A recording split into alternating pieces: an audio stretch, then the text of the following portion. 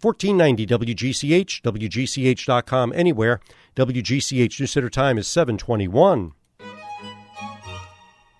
And it's time for Connecticut Press Club Award-winning Happy and Healthy at Any Age with Robin Pasteur. Here's Happy and Healthy at Any Age with Robin Pasteur. Good morning to our listeners in Fairfield and Westchester counties, everyone listening streaming live, Boston, Austin, Houston, Texas.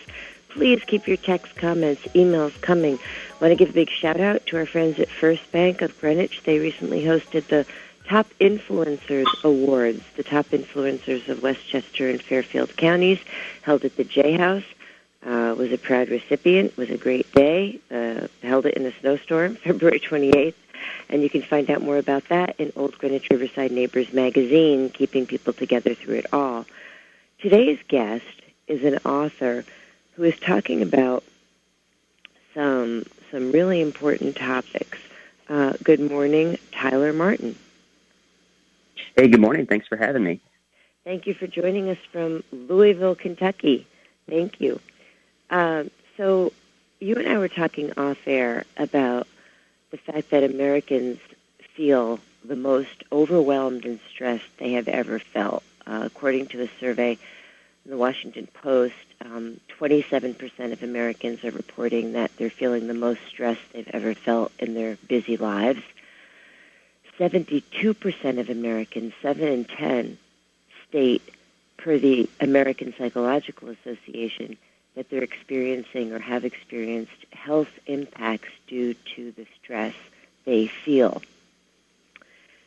But you talk about the importance, even though people are so overwhelmed and busy, of making time in the day, which sounds easy but may not be, to care for oneself. And you call it facing the friction factor.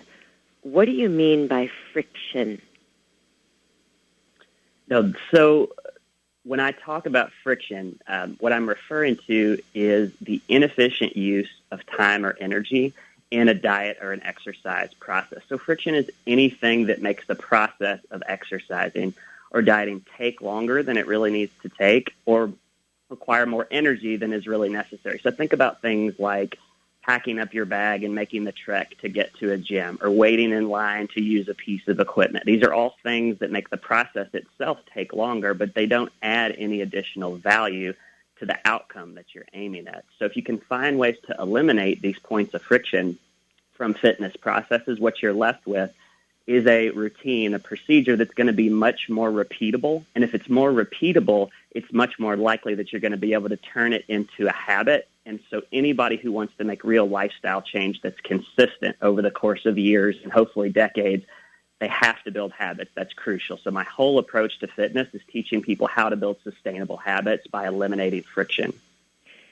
And you talk about the philosophy of your work. It's almost a philosophical approach to, would you say, making time to require time for self-care as a philosophy? Do you consider this philosophical?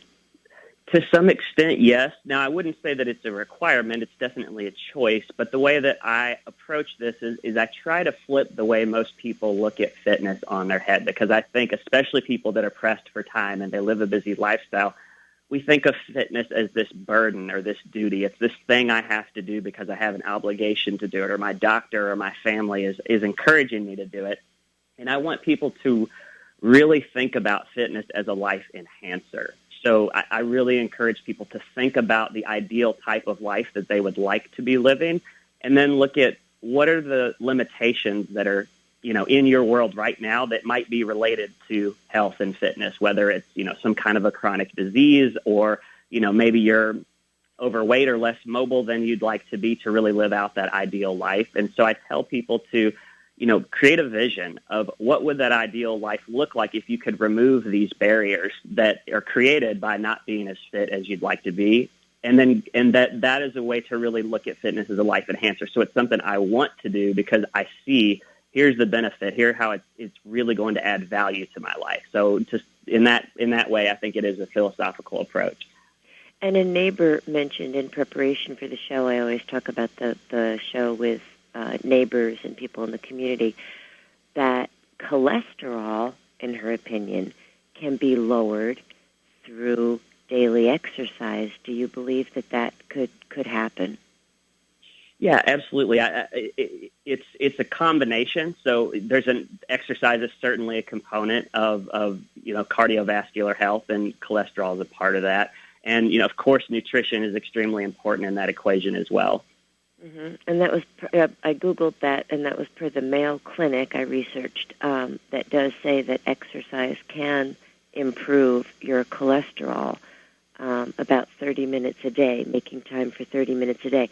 Let's talk about how stressed people feel and how overwhelmed and busy, how they feel like the minute they get up to the minute they put their head on the pillow, it's just go, go, go. But you talk about the benefits of very short workouts. Tell us about that. Yeah, so there's lots of benefits of doing short bouts of daily exercise. And there's two angles to this. The first one is more psychological than anything else.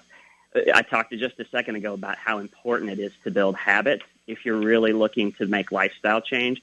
And so it turns out that if you can do a short bout of daily exercise, even if it's just 5 minutes day to day, now you can build on that over time as things get easier, but a short bout of daily exercise is going to be more repeatable.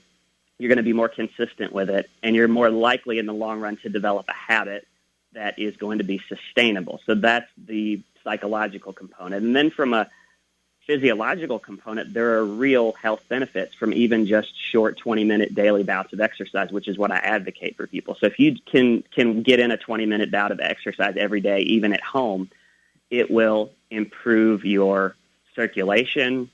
It will help enhance your mood. There are cognitive benefits like memory and recall. It helps with quality of sleep, and it also tends to be a hunger suppressant. So there's some real physical benefits, and it doesn't take as much time as people traditionally think.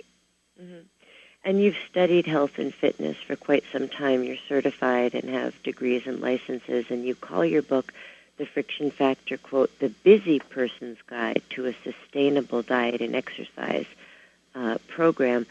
Now, I want to talk about diet for a minute. There are some people I know, my neighbors, who are vegan or vegetarian, and then others are constantly texting me to go on a carnivore diet and only eat meat, which is something that would not work for me. Where do you stand regarding foods? So first I'll say I'm not a nutritionist, and so I don't prescribe a particular style of eating to anybody. What I'm really focused on is helping people build sustainable habits, and my approach to nutrition is the best, most effective diet that a person can adopt is the one that they can stick with.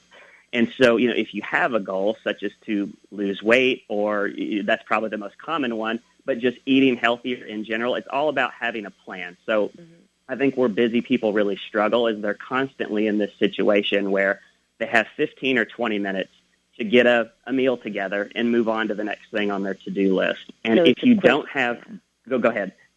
It's a quick, people are under pressure for time. I'm getting the signal we have to wrap up. Tyler Martin, The Friction Factor. If people want to reach out and find you, what's a good way to do that? You can just go to my website. It's frictionfactorfitness.com, and there's information there about buying the book. And you can also sign up for my email newsletter to find out about new podcasts and articles when I publish. So frictionfactorfitness.com. You got it. Okay. Thank you so much for your time, and you have a great day. You too. Thank you. All right, thanks very much. That's Happy and Healthy at Any Age with Robin Pasteur. You hear her Connecticut Press Club award-winning show each Tuesday morning at this time, right here on 1490 WGCH.